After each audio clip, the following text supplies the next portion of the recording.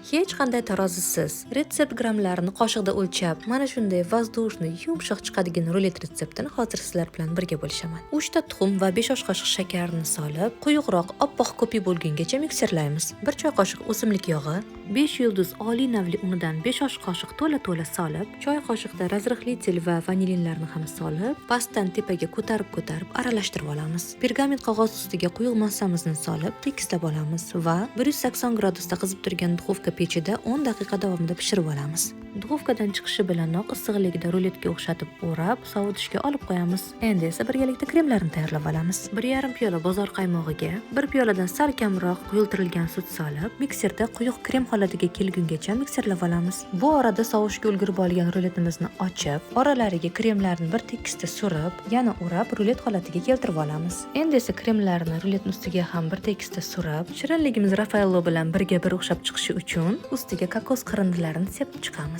Va xohlasangiz ustiga Raffaelloning o'zidan ham bezak sifatida foydalanishingiz mumkin. Retsept yoqqan bo'lsa menga obuna bo'lib, videoni saqlab qo'yishni unutmang. Chunki bundan ham zo'rlari hali oldinda.